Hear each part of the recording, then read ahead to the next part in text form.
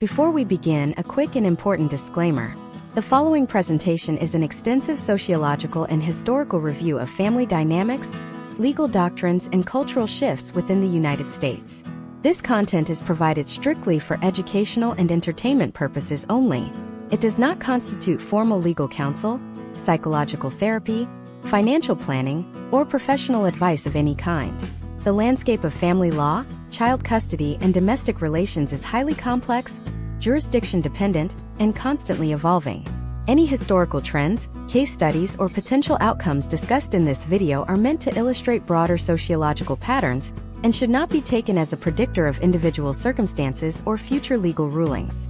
Viewers are strongly advised to conduct their own thorough due diligence and consult with licensed legal professionals, credentialed sociologists, or certified family counselors before making any decisions regarding domestic disputes, custody arrangements, financial settlements, or marital dissolution.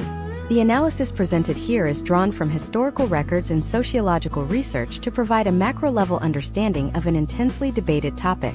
Imagine an institution so historically powerful and deeply entrenched that it possesses the unilateral authority to instantly redefine your entire social identity, radically alter your financial trajectory for decades, and fundamentally dictate the exact number of hours you are legally permitted to spend with your own children. For millions of American men, this is not a dystopian thought experiment or a hypothetical scenario debated in university classrooms. It is the absolute, lived reality of the modern domestic relations court system. But to truly understand how we arrived at this highly contested and emotionally charged battleground, we must first acknowledge a profoundly shocking historical contradiction that most modern sociologists rarely discuss in the mainstream media. If you were to step inside an American courtroom in the year 1850, the legal presumption was almost universally in favor of the father. Under the deeply established English common law doctrine of absolute paternal preference, children were essentially viewed as an extension of the patriarchal estate, meaning fathers automatically retained custody upon the dissolution of a marriage. Yet, fast forward merely a few decades to the dawn of the 20th century, and that entire legal and sociological foundation was obliterated, flipped completely upside down to heavily favor the mother. This radical transformation was not an accident, nor was it a sudden realization of moral equity. It was a highly orchestrated sociological pivot driven by the Industrial Revolution and legally codified through the Tender Years Doctrine, a legal presumption that effectively severed the American father from the primary caregiving role for over a century. Today, society views the archetype of the divorced dad through a remarkably polarizing and often contradictory lens. On one side of the cultural spectrum, the media frequently portrays him as the detached, weekend visitor, a comedic and somewhat tragic trope of a man fumbling through every other Saturday with fast food, disjointed discipline, and awkward visits to the local park. On the vast opposite end of that same cultural spectrum, he is often aggressively characterized as a highly organized, legally disenfranchised victim of an inherently biased systemic framework, fighting tooth and nail against an invisible systemic tide that views him solely as a financial utility. Which of these narratives is actually supported by the empirical data? The answer is buried in a labyrinth of sociological shifts that perfectly parallel the economic transformations of the United States itself. We are going to examine the exact moments in American history where the definition of fatherhood was rewritten by the mass exodus from agrarian farm life to urban factory floors, redefined again by the feminist movements of the 1960s and 70s, and subsequently challenged by the modern men's rights advocacy groups of the late 20th century. Why did the system flip so violently? And more importantly, how are the invisible remnants of a 19th century legal doctrine still quietly dictating the outcomes of modern American families today? We will uncover the hidden sociological mechanics, determine how society calculates the value of a father once the marriage contract is broken. The specific problem this masterclass will solve for you today is the complete removal of the blinding emotional fog that currently surrounds the topic of divorce and fatherhood, replacing it with cold, hard, historical trends and meticulously documented sociological case studies. If you are navigating the immense complexities of modern family dynamics, or if you simply want to rigorously comprehend the underlying sociological mechanics of the American family structure, understanding this history is absolutely paramount to seeing the bigger picture. We are going to decode the specific socioeconomic algorithms that dictate how modern society values a father post-divorce.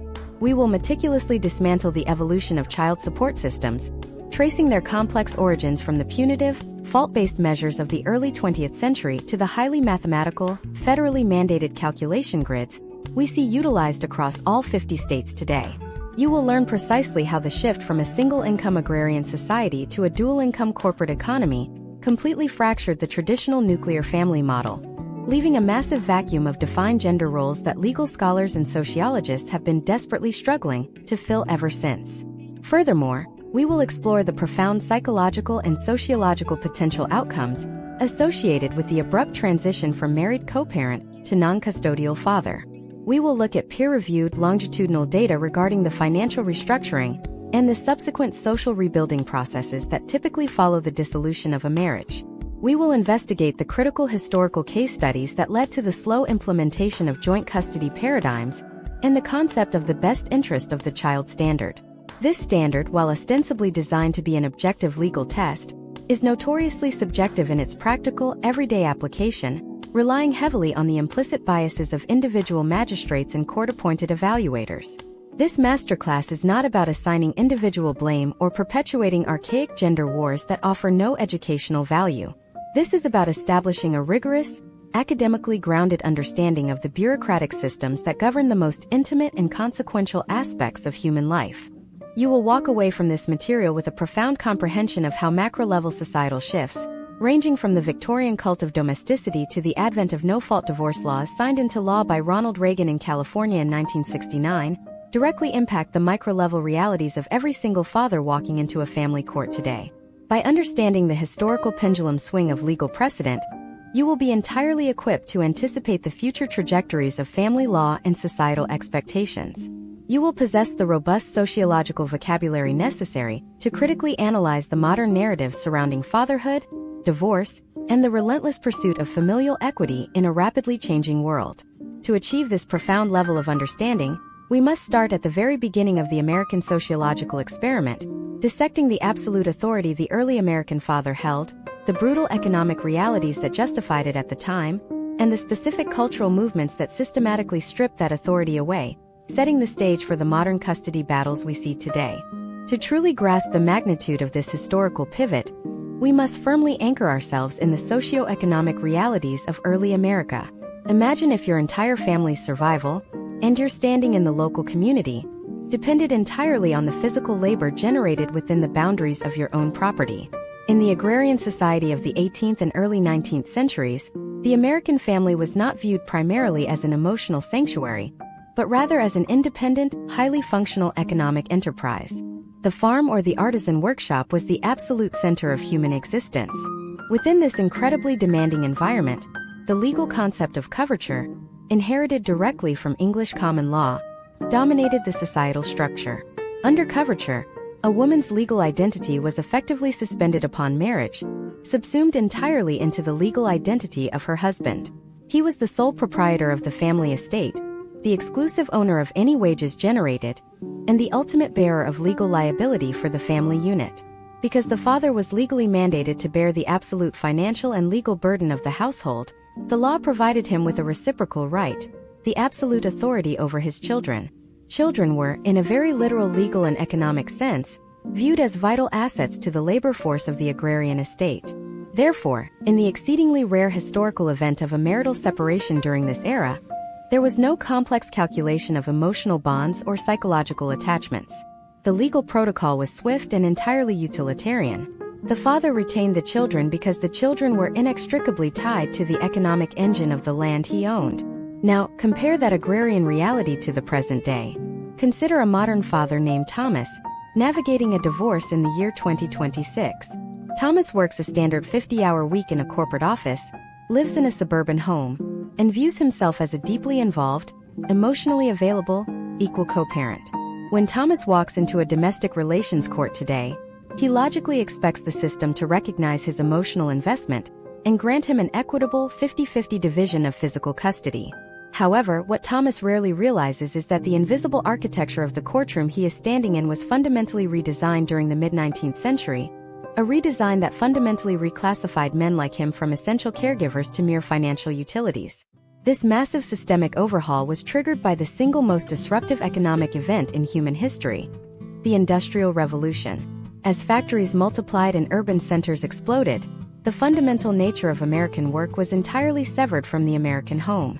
Millions of men abandoned the family farm and the home-based workshop to sell their labor in factories, foundries, and corporate offices. For the first time in human sociological history, the father was physically absent from the home for 12 to 14 hours a day. He was no longer the constant supervisor, the immediate disciplinarian, and the hands-on mentor to his children. He became a wage earner, trading his time for currency to bring back to a newly defined domestic sphere.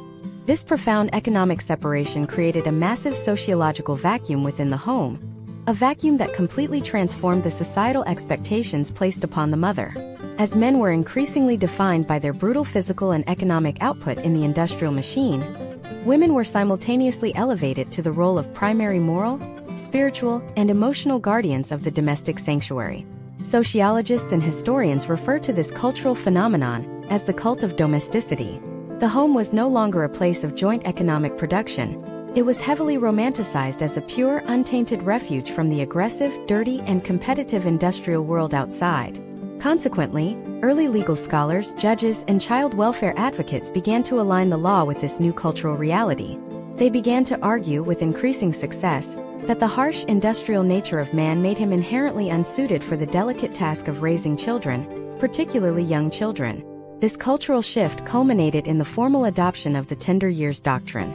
This legal presumption, which originated in England and rapidly swept through American jurisprudence, explicitly stated that children during their formative years naturally required the unique, biologically ordained nurturing that only a mother could provide. The implementation of the tender years doctrine was a catastrophic sociological blow to the legal standing of the American father. In a matter of decades, the legal presumption flipped entirely. If a marriage dissolved, the mother was automatically presumed to be the proper custodial parent, and the father was subsequently relegated to the role of an external financial provider. His value to his children was mathematically reduced to his ability to generate a paycheck. This is the exact historical inflection point where the archetype of the weekend visitor dad was born.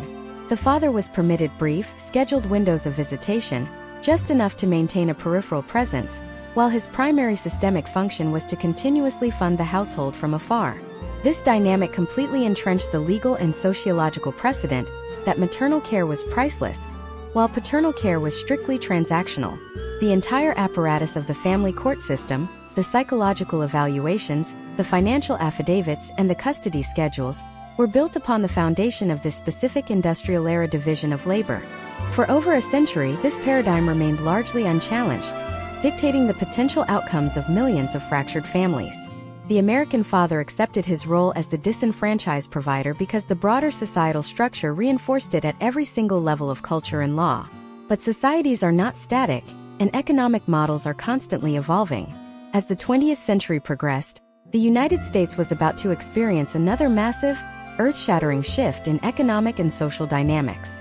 A wave of cultural revolution was brewing, one that would completely dismantle the cult of domesticity and pull women out of the home and back into the workforce in record numbers. The dual-income household was about to become the new national standard. Yet, the family court system remained stubbornly anchored to the archaic principles of the tender years doctrine, creating a massive, highly volatile friction between the reality of modern working mothers and the court's outdated perception of fathers as exclusive financial utilities. The pressure inside this deeply flawed legal apparatus was building to a breaking point. When the governor of California signed a single unprecedented piece of legislation in the late 1960s, it triggered an absolute explosion in the national divorce rate, collapsing the old system overnight and unleashing a legal chaos that would force the government to commodify child support into a rigid, federally enforced mathematical grid. The entire sociological definition of a broken family was about to be rewritten again. But this time, the financial stakes would be higher than anyone could have ever anticipated. The year is 1969. Governor Ronald Reagan signs the Family Law Act in California, introducing the concept of no-fault divorce to the United States. Before this monumental legislative shift, obtaining a divorce required one party to legally prove severe marital misconduct, such as adultery, extreme physical cruelty, or total abandonment. The state was heavily invested in preserving the nuclear family structure at almost any cost, making the dissolution of a marriage a highly public, deeply adversarial, and legally exhausting process. However, the rapidly accelerating cultural shifts of the 1960s, driven by a nationwide push for individual self-actualization and the changing economic realities of the modern household, made the traditional fault-based system completely untenable. Desperate couples were frequently committing perjury, fabricating wild stories of abuse or infidelity in court just to escape miserable, but otherwise legally mundane marriages. The introduction of no-fault divorce was entirely intended to be a humane off-ramp, a civilized modern mechanism to dissolve a broken partnership without the agonizing public spectacle of assigning legal blame. However, sociologists and legal historians quickly observed an unintended consequence of monumental proportions. By entirely removing the legal friction required to exit a marriage contract, the legislative floodgates opened overnight. The national divorce rate skyrocketed throughout the 1970s and reached an unprecedented historical peak in the early 1980s. The American family structure was fracturing at a velocity never before seen in Western civilization, and the judicial system was entirely unprepared for the sheer volume of broken households suddenly flooding their daily dockets. This massive demographic shift immediately triggered a severe socio-economic crisis across the country. Because the remnants of the tender years doctrine still heavily influenced the implicit biases of family court judges, mothers were almost universally awarded primary physical custody of the children. However, the economic realities of the era meant that many of these women had either been entirely out of the workforce for years or were relegated to lower-paying, part-time jobs due to their domestic caregiving responsibilities. Consequently, an alarming and highly visible demographic trend emerged: the rapid feminization of poverty. Millions of divorced mothers and their children were suddenly plummeting below the federal poverty line. Simultaneously, a highly polarizing new societal archetype was aggressively pushed into the mainstream media spotlight: the concept of the absentee father who abandoned his financial responsibilities. While historical trends absolutely confirm that some fathers did indeed flee their obligations, often moving across state lines to avoid localized court orders, others simply could not afford to maintain two separate households on a single stagnant working-class salary. The mainstream narrative, however, lacked any sociological nuance. The federal government, terrified by the exploding taxpayer costs of welfare programs like aid to families with dependent children, decided it had to intervene with overwhelming legislative force. The era of localized discretionary family court rulings regarding paternal financial obligation was coming to a rapid and brutal end. In 1975, the United States Congress passed Title IV-D of the Social Security Act. This was a watershed moment in American sociological history. It mandated that every single state establish a formalized, heavily funded child support enforcement agency. But more importantly, as the years progressed, strict federal mandates effectively forced individual states to abandon the subjective whims of local judges and implement rigid, standardized child support guidelines. These state-mandated guidelines took the form of highly complex mathematical formulas, most commonly implemented today as either the income shares model or the percentage of income model. Suddenly, a father's financial obligation to his children was no longer based on a nuanced, holistic review of his relationship with his family, his localized cost of living, or his individual capacity to provide direct, hands-on care. His entire sociological value was reduced to a cold, clinical algorithm. These standardized grids cross-referenced the father's gross taxable income against the number of children and spat out a legally binding, non-negotiable monthly invoice. If he failed to pay this exact mathematical amount, the state was newly empowered with draconian enforcement mechanisms, including automated wage garnishment, driver's license suspension, professional license revocation, the interception of tax refunds, and ultimately physical incarceration for civil contempt. The sociological implication of this massive systemic shift was profound. The state government formally and legally codified the American father not as an essential psychological component of the child's daily development, but strictly as a heavily regulated, easily punishable financial utility. Imagine if we examine a highly realistic scenario occurring right now in the year 2026. Consider an American citizen named Michael. Michael is an incredibly dedicated, highly involved father who actively coaches his daughter's local sports teams, manages her complex medical appointments, and considers himself a fully equal co-parent. His marriage unfortunately dissolves, and despite his overwhelming, documented desire to remain a deeply involved caretaker, the lingering cultural biases of the local court system award his ex-wife primary physical custody, granting Michael the standard, mathematically rigid schedule of alternating weekends. When Michael sits down with his legal counsel to determine his permanent child support obligation, there is absolutely no discussion regarding his moral character, his profound emotional bond with his daughter, or his proven capacity to nurture. The attorney simply pulls up a state-sponsored software program, inputs Michael's gross annual income, inputs the mother's income, and clicks a button to calculate. A rigid number appears on the screen. That specific number is Michael's newly defined societal value. The mathematical grid is utterly blind to context. If Michael loses his corporate job due to macroeconomic downsizing, the massive debt continues to accrue by the month, protected by federal laws that prohibit the retroactive reduction of child support arrears. If Michael intentionally takes a lower-paying, less stressful job to have more flexible hours to spend time with his daughter, the court possesses the legal authority to impute his income. Imputed income means the court legally treats Michael as if he makes a much higher salary based on his historical earning capacity, entirely regardless of his current financial reality or his desire for a healthy work-life balance. Michael is trapped in a rigid mathematical matrix that completely ignores his humanity, prioritizes maximum financial extraction, and actively penalizes his desire to be a present, physical father. This systemic commodification of fatherhood created a massive, simmering resentment across the American sociological landscape throughout the late 20th century. Fathers were essentially told by the state apparatus that their physical presence was entirely secondary, perhaps even expendable, but their financial extraction was absolutely mandatory and subject to aggressive state violence if interrupted for any reason. Sociologists began extensively tracking the potential outcomes of this heavily unbalanced dynamic. They documented a tragic, highly predictable cycle. As fathers felt increasingly alienated by a bureaucratic system that treated them strictly as walking financial resources, many began to organically disengage in their children's lives. The sheer emotional trauma of fighting a highly expensive, continuously losing battle against a massive bureaucratic machine led to a phenomenon sociologists categorize as paternal disenfranchisement. The mainstream media often blamed these fathers for walking away, but a deeper historical and sociological analysis reveals that the system itself was explicitly designed to separate them physically while tethering them financially. The strict mathematical grid successfully recovered billions of dollars for state treasuries, but it achieved this financial victory by completely fracturing the emotional architecture of the post-divorce family unit. The incredible pressure cooker of this entirely unbalanced system could only sustain itself for so long before a massive societal backlash occurred. Millions of men, armed with the undeniable empirical data of their own legal disenfranchisement and the devastating psychological impact on their children, began to formally organize. They realized that quietly accepting the role of the marginalized weekend visitor and the indentured financial provider was systematically destroying a generation of youth who were growing up starved of paternal affection, daily discipline, and active guidance.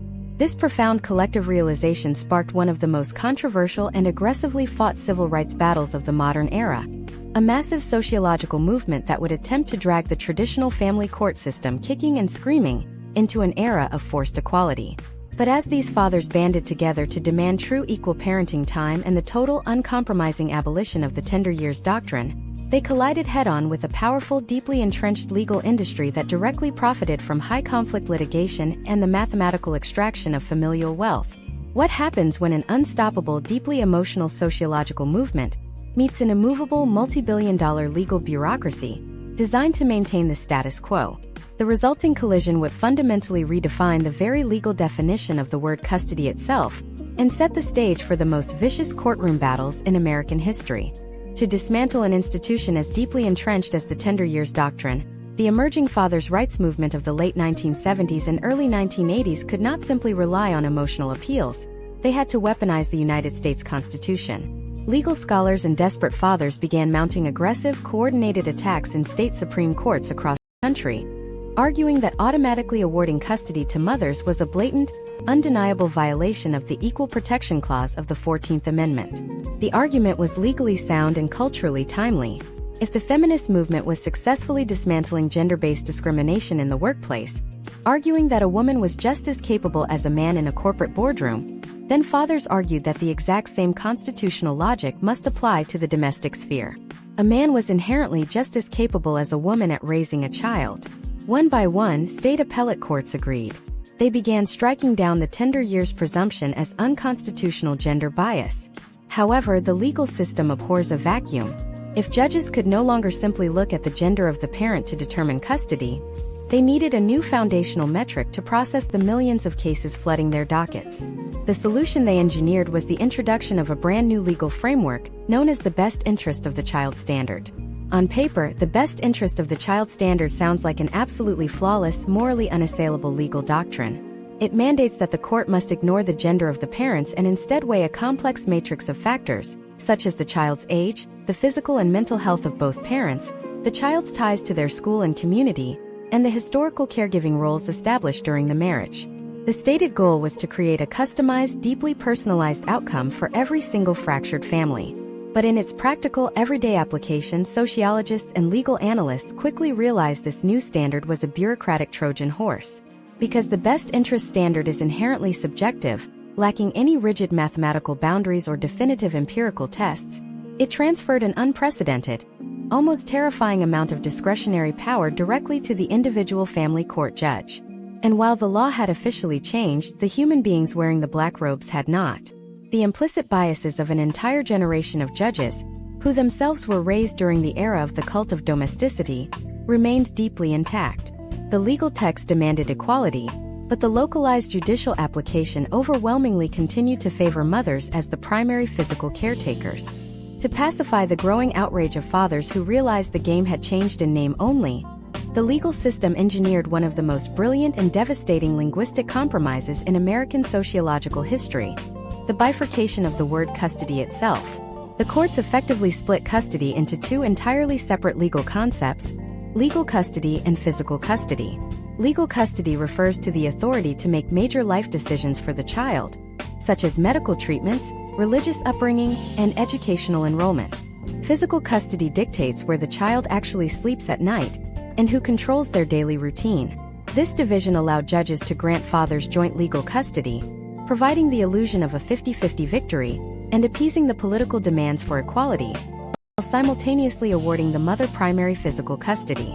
By maintaining the mother as primary physical custodian, the state ensured that the highly lucrative, federally mandated child support grids remained entirely uninterrupted. Fathers walked out of courtrooms clutching papers that declared them joint custodians, only to slowly realize they had been granted the administrative authority of a secondary school counselor, while retaining the exact same visitation schedule and maximum financial burden they had fought so desperately to escape. Imagine if we look at a highly typical case study occurring in the year 2026. A man named David files for divorce and spends $80,000 in legal fees fighting for equal time with his two young sons. He presents character witnesses, financial stability reports, and pristine psychological evaluations. The judge, bound by the best interest standard, commends David on being a wonderful father and awards him joint legal custody. However, the judge determines that because the mother historically handled the morning school drop-offs while David commuted to work, it is in the best interest of the children to maintain that exact physical routine to avoid disrupting their schedule. David is awarded primary physical custody to the mother, and he is granted the standard visitation of every other weekend and one dinner a week. David has technically one joint custody paper, yet he now spends a maximum of 4 nights a month with his children and is federally mandated to pay 30% of his gross income to his ex-wife. This scenario represents the dominant historical trend of the last 40 years. The system brilliantly evolved to adopt the language of equality, while meticulously preserving the financial and physical mechanics of the 19th century industrial model. Because the best interest of the child standard was completely subjective, it created a massive unintended socioeconomic consequence: the rapid privatization and extreme monetization of the family court system. If a judge could not use gender, and the parents could not agree, the court required external evidence to determine which parent was objectively better. This demand birthed a multi-billion-dollar cottage industry of court-appointed professionals. Guardian ad litems, custody evaluators, forensic accountants, and child psychologists flooded the family court apparatus. Custody battles transformed from legal disputes into highly weaponized, heavily funded wars of attrition. To win primary physical custody, and thereby secure the massive financial subsidy of child support, it was no longer enough to prove that you were a good parent. Because the standard required the judge to choose the better option, the system inherently heavily incentivized parents to actively prove that the other parent was fundamentally flawed, dangerous, or psychologically unfit. This toxic legal architecture forced millions of previously amicable co-parents into a gladiatorial arena where character assassination was not just encouraged, it was the required legal strategy for victory.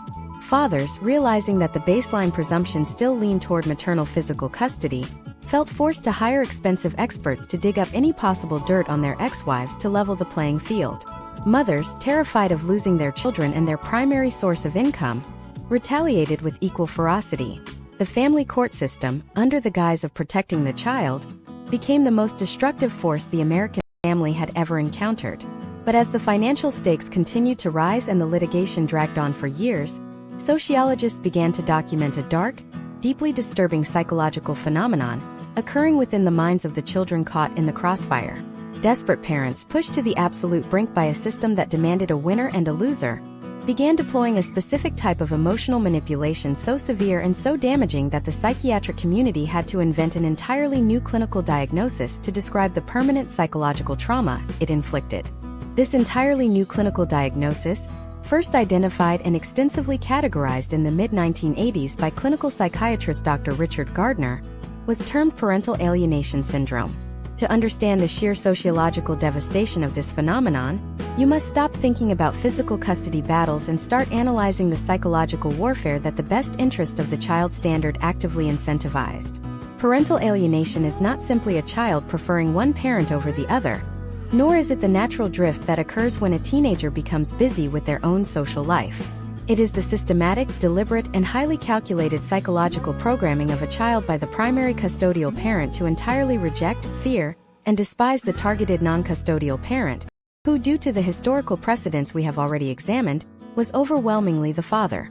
When the family court system demanded that parents prove who was better, it created a massive unintended reward mechanism for destroying the relationship between the child and the opposing parent.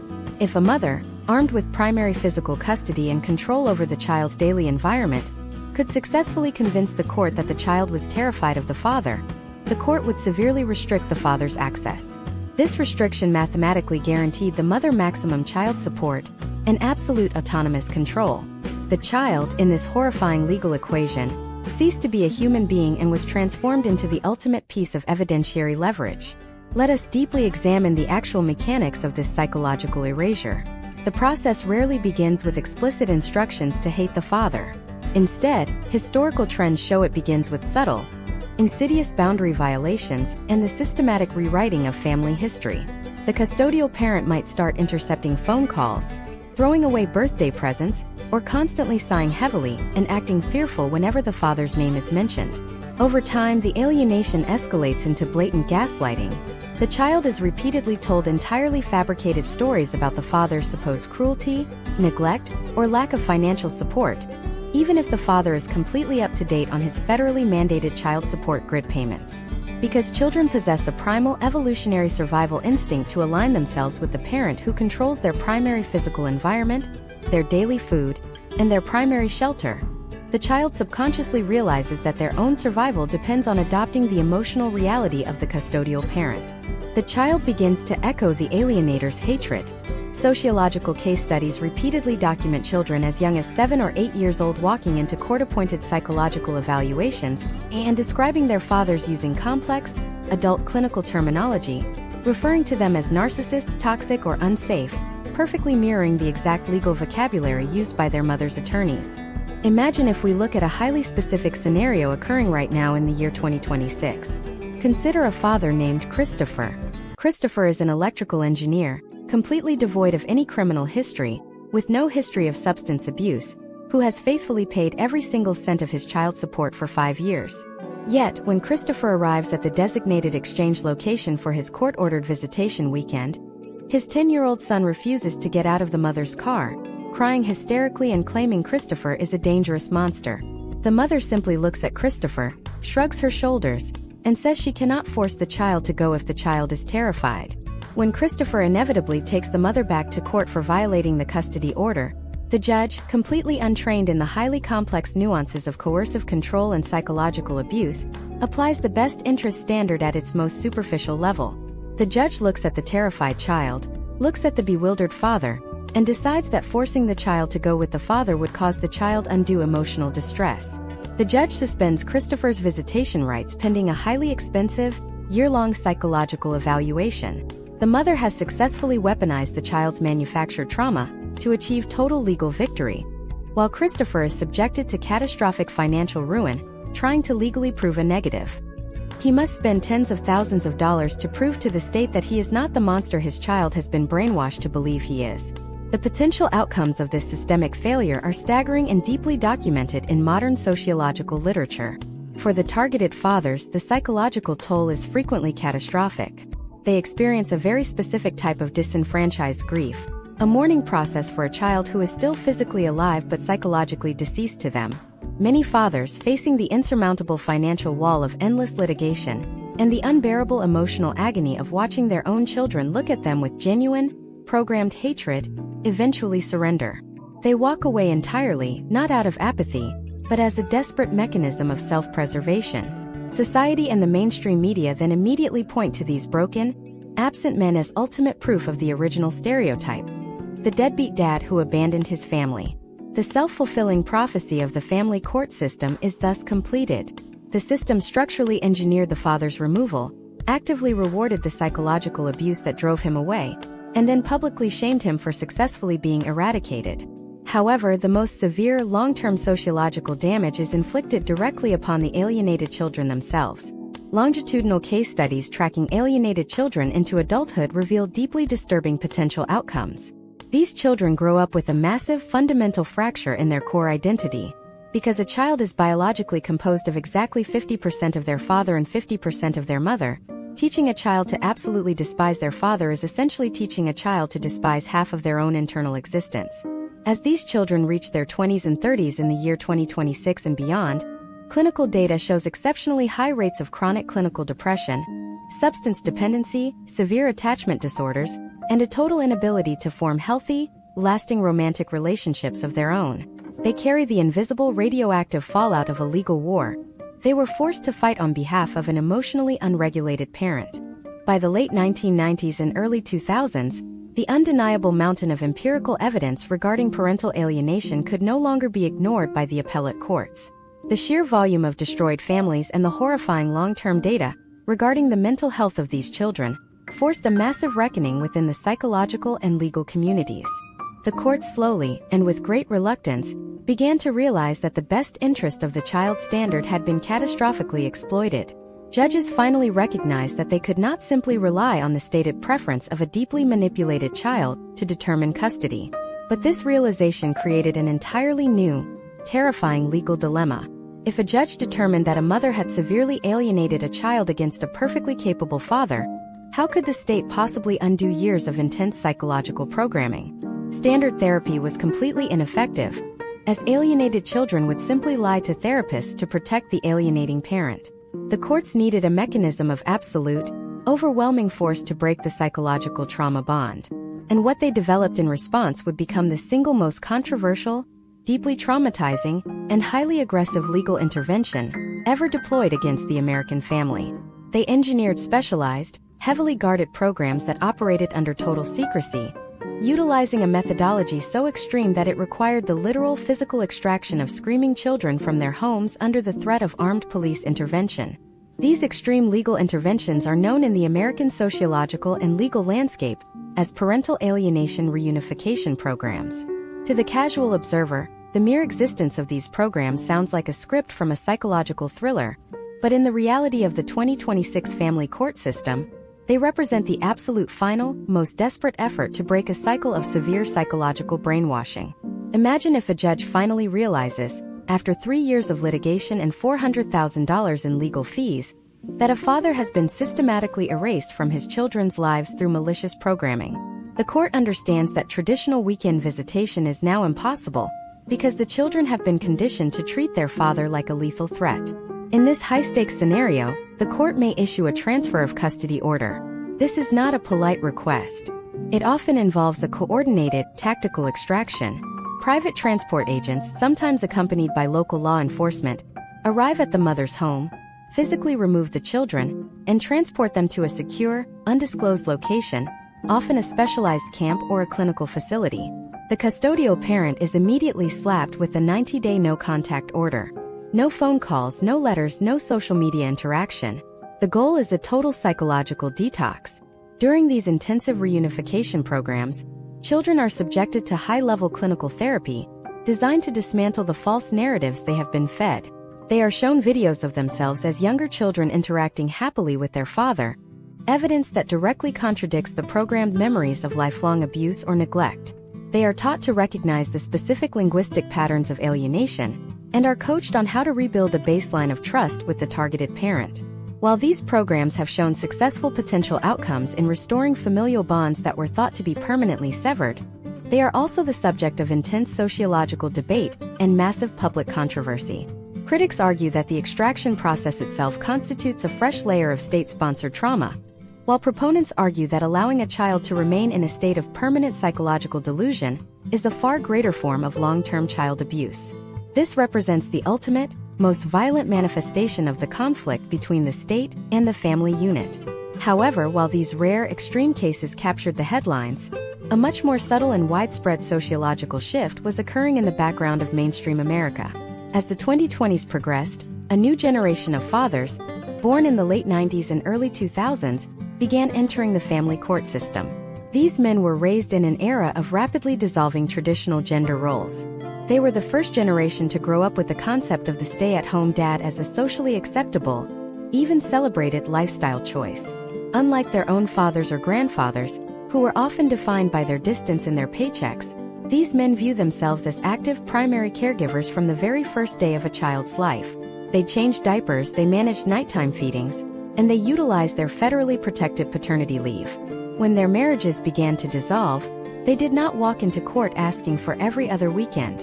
They walked into court demanding a total, non-negotiable 50-50 split of physical time. This was the birth of the 50-50 custody revolution. In the year 2026, this movement has transformed from a radical fringe demand into a powerful legislative juggernaut. Historical trends show that for decades, the legal system resisted this shift because it threatened the financial stability of the child support enforcement complex. If time is split exactly 50-50, and the parents have similar incomes, the child support transfer often drops to zero or a very negligible amount. This effectively removes the financial incentive for high-conflict litigation. Recognizing this, fathers' rights organizations pivoted their strategy from fighting individual court battles to lobbying state legislatures to change the very baseline of the law. They began pushing for a legal presumption of equal shared parenting. Under this proposed framework, the judge does not start at zero and ask the father to prove why he deserves time. Instead, the judge starts at exactly 50% for both parents as the mandatory legal baseline. If one parent wants more than 50%, the burden of proof shifts to them to provide clear and convincing evidence that the other parent is fundamentally unfit. Consider the case study of a modern father named Jonathan in 2026. Jonathan lives in one of the 26 states that have recently passed or are currently debating mandatory, equal shared parenting legislation. When Jonathan and his wife decide to separate, there is no $20,000 psychological evaluation to determine the best interest of the children. There is no forensic accountant digging through his past spending to calculate a massive support obligation based on a lopsided custody schedule. The law simply assumes, as a matter of constitutional right, that Jonathan is an equal parent. Because both parents know the outcome is already legally predetermined, the incentive to engage in the toxic character assassination and parental alienation we discussed previously is almost entirely neutralized. There is no prize for being the better parent because the time is already split down the middle. Sociologists are currently observing that in states with these equal shared parenting presumptions, the rate of high-conflict litigation has begun to plummet. But this shift toward absolute equality has met massive institutional resistance. The family law industry, including the tens of thousands of attorneys, custody evaluators, and expert witnesses whose entire livelihoods depend on the continuation of high-stakes, adversarial litigation, has fought these bills with unprecedented ferocity. They argue that a rigid 50-50 mandate ignores the unique needs of individual children and could potentially trap children in households with subtler forms of neglect that do not meet the high legal bar of unfitness. Furthermore, certain advocacy groups argue that equal shared parenting is often used as a financial tactic by higher-earning parents to avoid child support obligations, potentially leaving the lower-earning parent in a state of financial instability. This has created a massive sociological stalemate. On one side, you have the fundamental right of a child to have equal access to both parents. On the other, you have a massive bureaucratic and economic infrastructure designed to manage, categorize, and monetize the breakdown of the family. In this year 2026, we are witnessing the final collapse of the Industrial Revolution model of the American family. The idea that one parent is a nurturer and the other is a provider is officially dead in the eyes of the rising generation. However, as fathers successfully fight for their right to be equal physical parents, they are discovering a new, unexpected sociological hurdle. It is one thing to win 50% of the time in a court of law. It is an entirely different challenge to navigate a professional world that still expects men to work as if they have a full-time domestic support system at home. Fathers are now finding themselves in the same exhausting, high-pressure bind that working mothers have complained about for decades. They are facing the daddy track at work, being passed over for promotions because they refuse to work late on their custodial weeks, and struggling to balance the ruthless demands of American capitalism with the profound responsibilities of primary fatherhood. The legal war for custody is ending, but the sociological war for a balanced life is just beginning. And as these fathers push for more flexibility in the workplace, they are about to trigger a massive nationwide restructuring of the American economy itself, one that will force corporations to finally acknowledge that the man in the cubicle is not just a worker, but a primary parent with a legal mandate to be home by 5 p.m. This shift will lead to the most significant transformation of the American corporate structure in a century, but it will also expose a hidden, darker trend in how society views men who prioritize their children over their careers. The emergence of the primary father in 2026 has brought to light a sociological phenomenon that remained largely invisible during the era of the breadwinner model: the occupational glass ceiling for domestic-centric men. Historically, American corporate culture was built on the unstated assumption that a male employee possessed a silent partner at home who managed the entire spectrum of domestic logistics, from laundry and meal preparation to emergency pediatric visits. This enabled the ideal worker norm, a standard where professional commitment is measured by total availability, late-night accessibility, and a willingness to prioritize the corporation over the household. As fathers transition from being weekend visitors to 50-50 physical custodians, they are colliding with this rigid corporate architecture. Sociologists are now documenting the emergence of the fatherhood penalty. While historically, married men with children received a fatherhood premium, earning more than single men because they were perceived as stable and committed to their roles as providers, the data in 2026 suggests this premium is rapidly evaporating for men who demand active caregiving roles. When a father leaves the office at 4 p.m. to pick up his children from school or declines a promotion because it requires 50% travel, he is often subtly reclassified within the corporate hierarchy as less committed or lacking the necessary drive for senior leadership.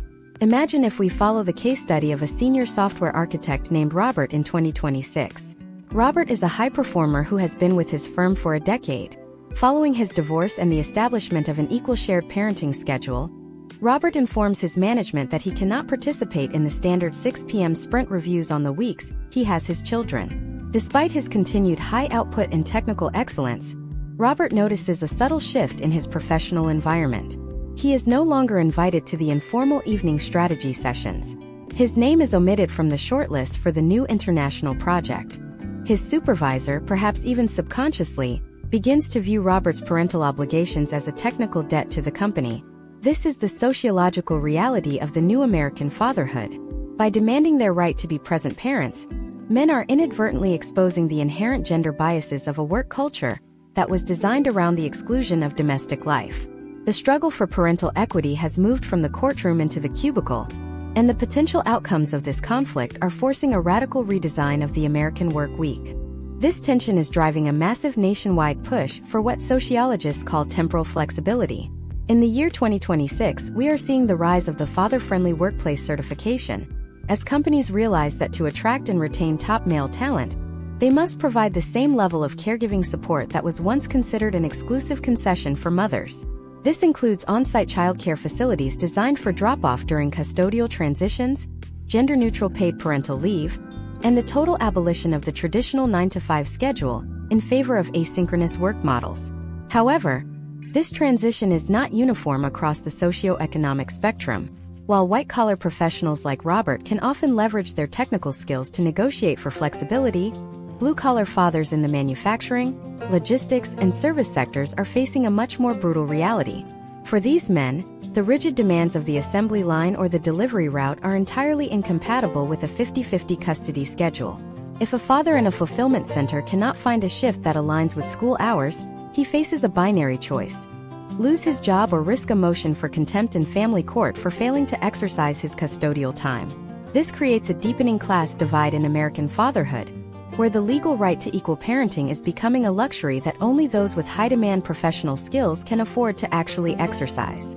Beyond the workplace, we must examine the broader cultural shift in how the American public perceives the divorced dad in 2026.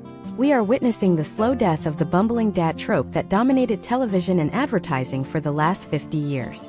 The image of the incompetent father who cannot manage a grocery list or a basic laundry cycle is being replaced by a new, highly competent, and technologically integrated archetype.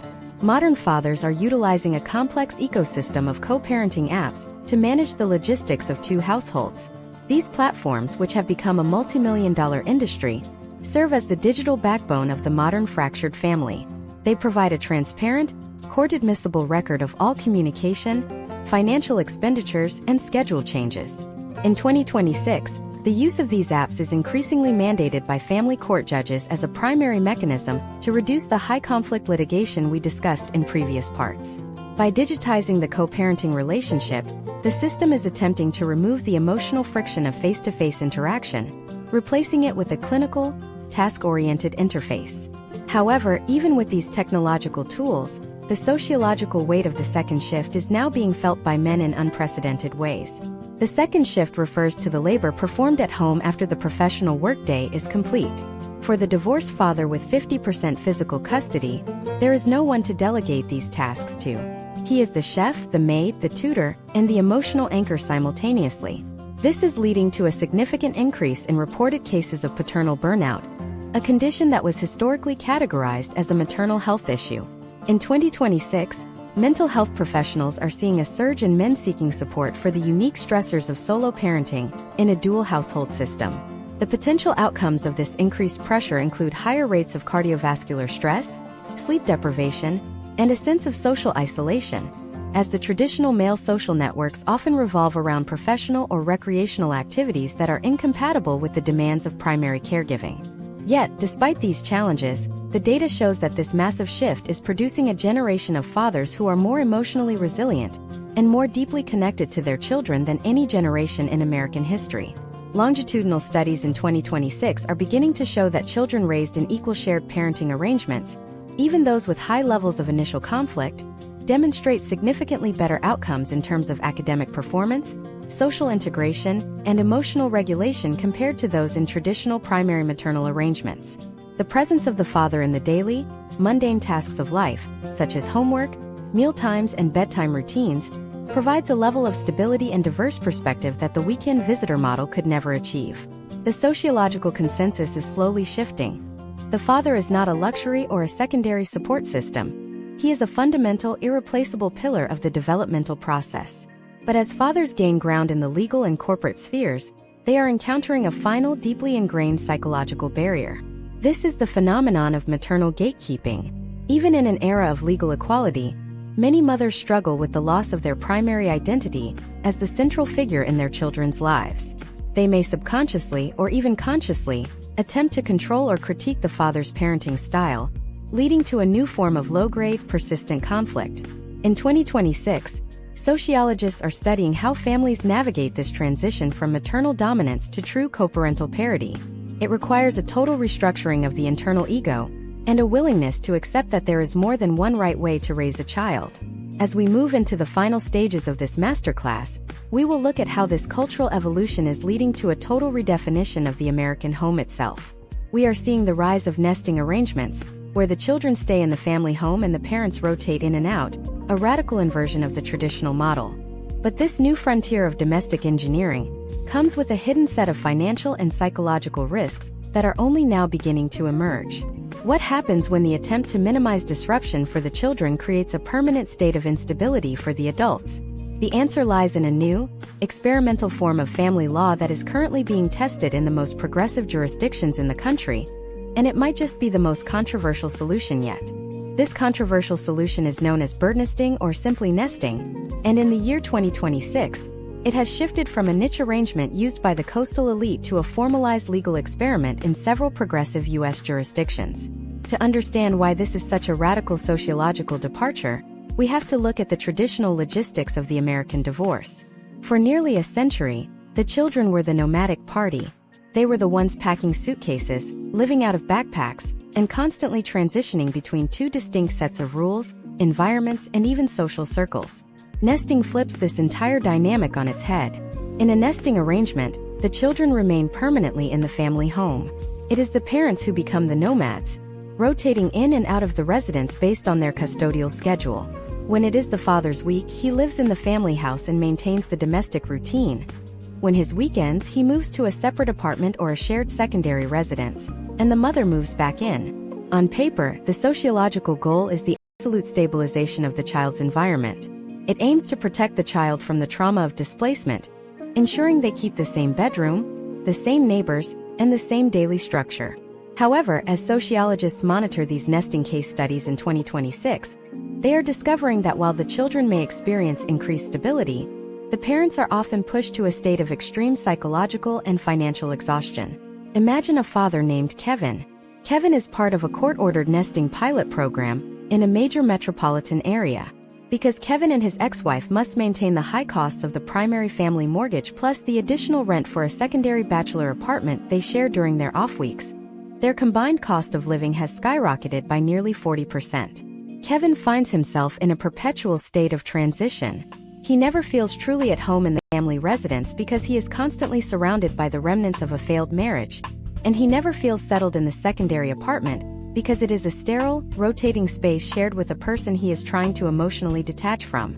This creates a sociological phenomenon known as suspended dissolution. The divorce is legally finalized, but the physical and emotional boundaries of the marriage are never truly severed. The father remains tethered to the domestic territory of his ex-spouse, leading to high rates of chronic stress and an inability to form new romantic attachments. This leads us to a deeper, more pervasive sociological issue that has plagued divorced fathers for decades, but has reached a crisis point in 2026: the disappearance of the paternal social network. Historically, when a man in the United States divorced, he often lost more than just his primary residence and his daily contact with his children. Because women have traditionally served as the social directors of the American household, the father's social life was frequently tethered to the mother's network. Upon divorce, many men find that their friendships, which were largely based on couple friends or parents of their children's peers, evaporate overnight. In 2026, sociologists are tracking a significant trend of social isolation among divorced fathers. Without the domestic infrastructure of a wife to facilitate social gatherings, and with the high-pressure demands of a 50-50 custody schedule, many men find themselves completely isolated during their non-custodial weeks.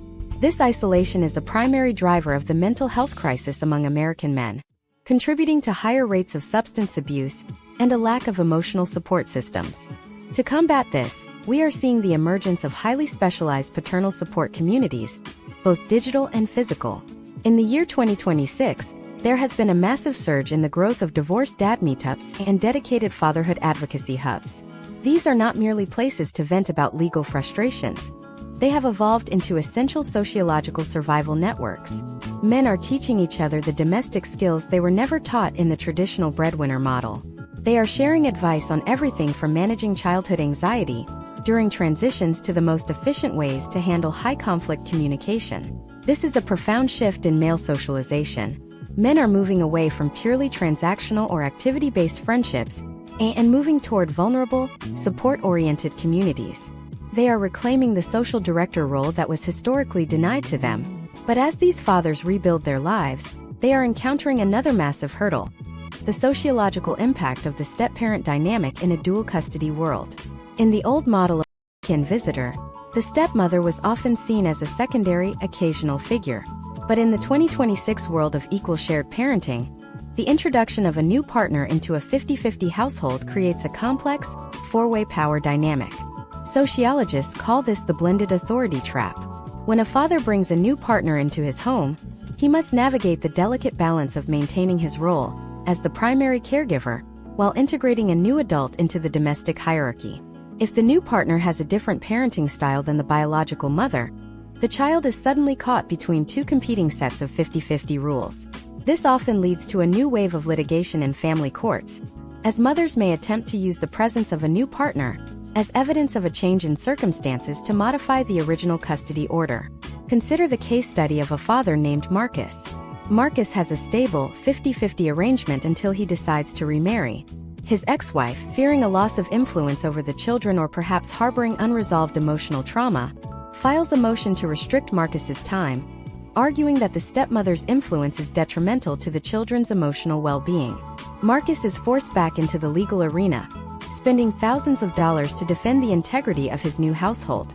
This illustrates a recurring historical trend.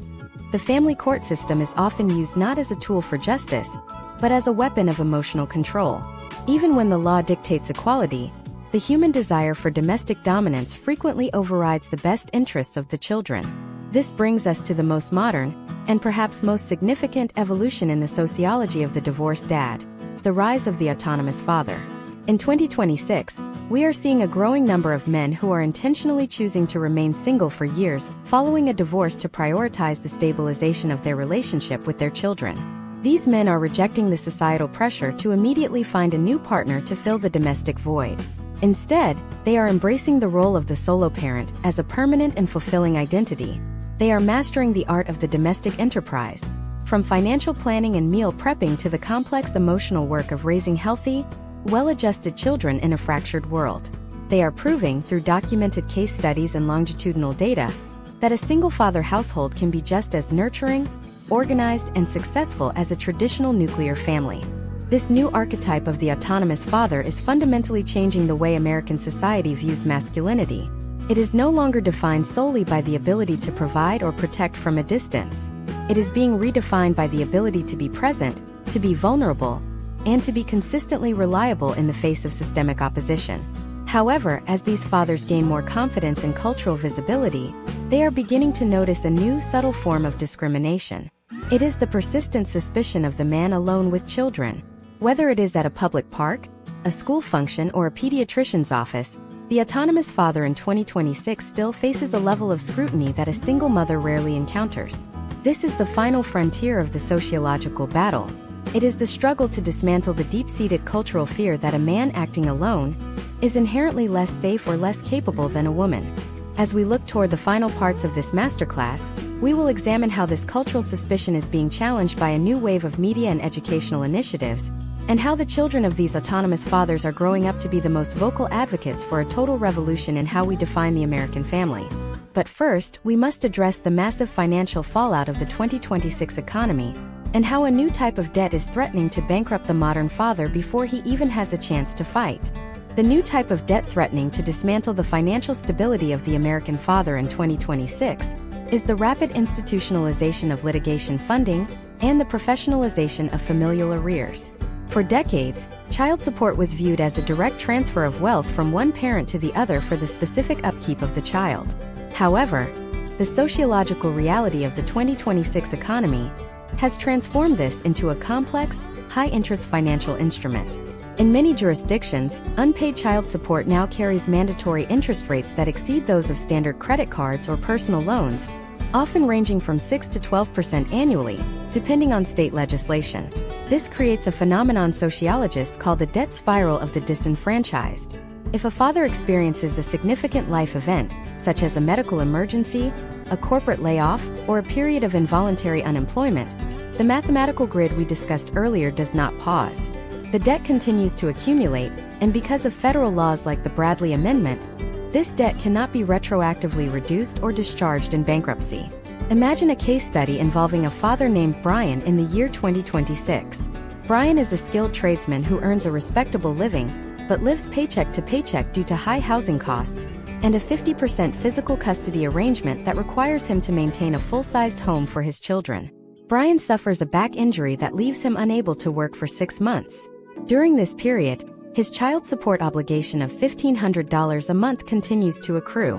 By the time Brian is medically cleared to return to work, he is $9,000 in arrears. However, the state-mandated interest and statutory penalties have pushed that total closer to $11,000. When Brian returns to work, the state enforcement agency automatically initiates a wage garnishment that takes up to 65% of his take-home pay to cover both the current obligation and the arrears. This leaves Brian with insufficient funds to pay his own rent or purchase groceries for the weeks he has his children. Brian is now trapped in a sociological paradox. He is legally required to provide a home for his children to maintain his 50% custody, but the state is taking so much of his income that he is effectively becoming homeless. Historical trends show that this financial pressure leads to a massive secondary consequence: the total collapse of the father's credit score and his subsequent exclusion from the traditional economy. In 2026, a high-balance child support arrearage is reported to credit bureaus with the same severity as a defaulted mortgage. This means fathers like Brian cannot qualify for car loans to get to work, cannot pass background checks for new rental housing, and may even be denied certain professional licenses. The state, in its attempt to ensure the financial well-being of the child, effectively cripples the father's ability to generate the very wealth they are trying to extract. This has led to the rise of the underground paternal economy, where millions of American men are opting out of formal employment entirely, working for cash under the table to avoid the automated garnishment systems. This shift reduces the overall tax base and leaves these fathers with no Social Security contributions or health insurance, creating a massive long-term liability for the United States government as this demographic reaches retirement age. Furthermore, we must examine the sociological impact of the litigation funding industry. In 2026, private investment firms have begun offering non-recourse funding to parents involved in high-stakes custody battles. These firms provide capital for expensive expert witnesses and elite legal counsel in exchange for a percentage of the final financial settlement or a claim on future support payments. This has turned the family court into a speculative market. When a father is hit with a motion for a custody modification, he is no longer just fighting his ex-spouse. He is fighting a well-capitalized financial entity that has a vested interest in prolonging the litigation to maximize its return. This monetization of domestic conflict ensures that the most aggressive, high-conflict potential outcomes are incentivized, while amicable, low-cost mediation is pushed to the periphery. The 2026 father is not just a parent. He is a defendant in a commercial dispute where his relationship with his children is the primary asset being traded. This economic warfare is driving a new sociological movement known as the Financial Equity Initiative. Fathers across the United States are organizing to demand a total overhaul of the Bradley Amendment and the implementation of what they call the ability to pay standard. They argue that child support should be calculated based on actual, realized monthly income rather than theoretical earning capacity or imputed wages.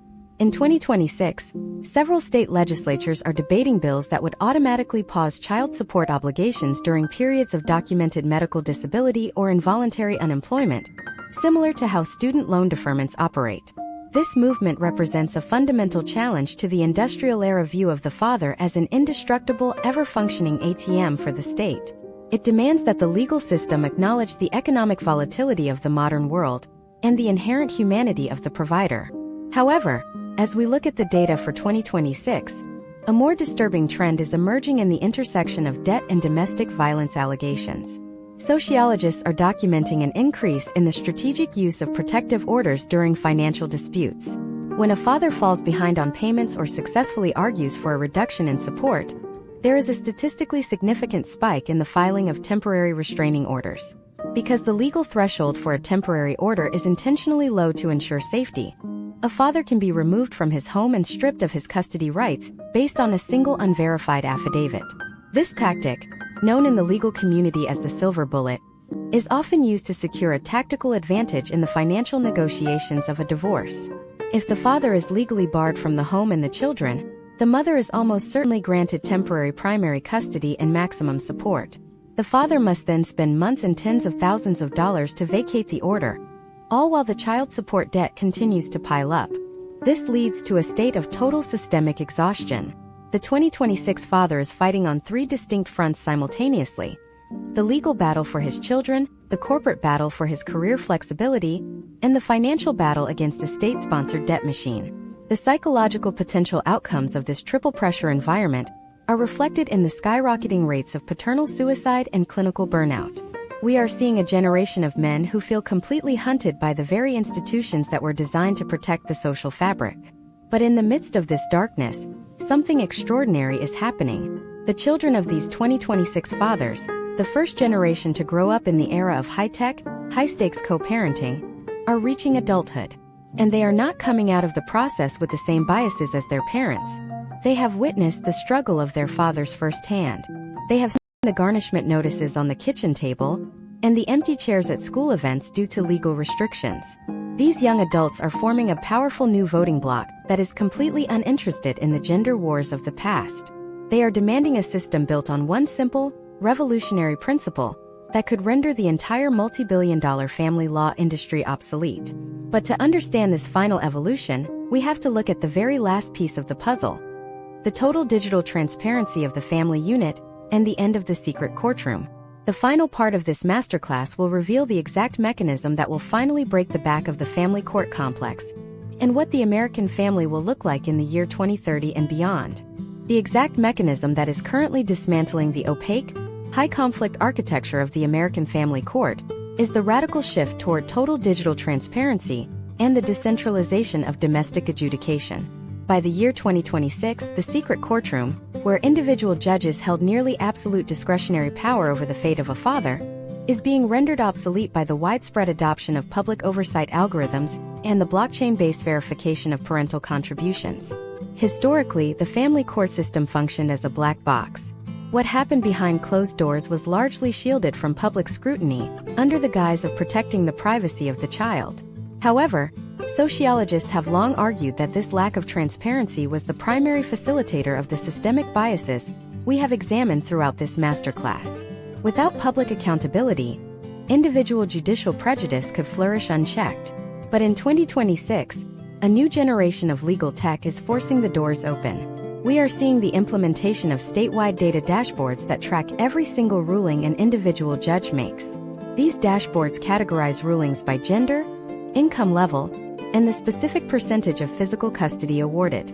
For the first time in American history, if a judge has a statistical trend of awarding primary custody to mothers in 95% of cases regardless of the father's fitness, that data is publicly available to voters and appellate oversight committees. This data-driven transparency is creating a massive behavioral shift among the judiciary. Judges, knowing that their career longevity is now tied to a visible record of equitable potential outcomes, are moving away from the subjective best interest of the child standard and toward the objective safety of the 50-50 shared parenting baseline. But the technological revolution goes deeper than just judicial oversight. It is transforming the very nature of how a father proves his involvement in his child's life. Imagine a case study involving a father named Stephen in the year 2026. Stephen does not need to hire a $20,000 forensic psychologist to testify about his bond with his son. Instead, Stephen utilizes a decentralized parental ledger. This is a secure, digital record that pulls data from school attendance systems, pediatrician check-in kiosks, smart home security logs, and shared financial apps. Every time Stephen picks up his son from soccer practice, every time he pays for a medical copay, and every night he spends as the primary caregiver is digitally verified and time-stamped. When Stephen walks into a mediation session, he is not presenting an emotional plea. He is presenting an immutable, data-verified record of his performance as a parent. The age of the he said she said litigation is being replaced by the era of the verified domestic record. This transition is leading us toward a sociological future where the concept of a custody battle becomes a historical curiosity. By the year 2030, sociologists predict the emergence of the automated dissolution model. In this framework, when a marriage ends, the state does not invite the couple into a gladiatorial arena. Instead, a neutral AI-driven administrative process reviews the family's verified digital history and automatically generates a parenting plan that reflects the established reality of the household. If the father has historically provided 50% of the care, the law recognizes 50% as the permanent legal default. There is no litigation, no character assassination, and no massive extraction of familial wealth by the legal industry. The multi-billion-dollar family law complex is being bypassed by a system that prioritizes mathematical fairness over adversarial drama. However, the sociological implications of this shift extend far beyond the legal system.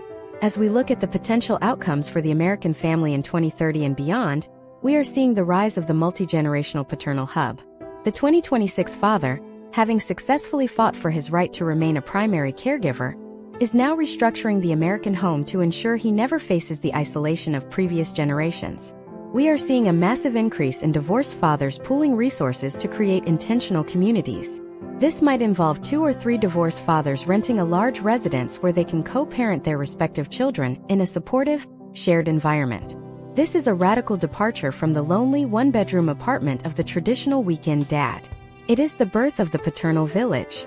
These men are creating a new social safety net that provides the emotional support and domestic redundancy that the state system failed to offer.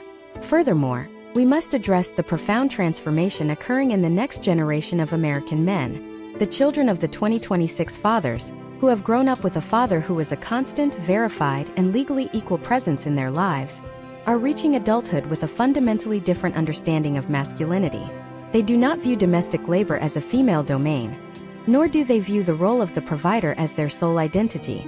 Sociological surveys of these young men show an unprecedented commitment to what is being called integrated fatherhood. They are choosing careers not based on maximum salary, but on maximum parental availability. They are demanding that future partners acknowledge their right to be equal caregivers from the outset of the relationship. They are the first generation in American history for whom the word custody carries no weight, because they have never known a world where a father's presence was a negotiable privilege. As we conclude this masterclass, we must reflect on the historical pendulum of American sociology. We have traveled from the era of absolute paternal authority in the 1800s, through the total paternal disenfranchisement of the industrial age and the tender years doctrine, through the high-conflict financial extraction of the late 20th century, and finally into the dawn of the data-verified, equal shared parenting era.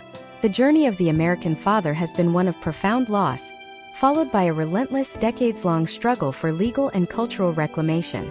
The potential outcomes we see today in 2026 are not the result of a sudden change in human nature, but the result of millions of men refusing to accept a secondary role in the lives of their children. The American family of 2030 will not be defined by the traditional nuclear model, nor will it be defined by the wreckage of the divorce boom. It will be defined by a new, fluid, and highly resilient architecture where the bond between a father and his child is protected by the same level of legal and technological rigor, once reserved for corporate contracts. The 2026 father has moved from a weekend visitor to a primary stakeholder in the future of the United States. He has proven that masculinity is not defined by distance, but by presence. He has successfully challenged a century of legal precedent to establish a new sociological truth, that the best interest of the child is not found in a courtroom, but in the consistent, daily, and equal involvement of both parents. This concludes our deep dive into the history of the American divorced father.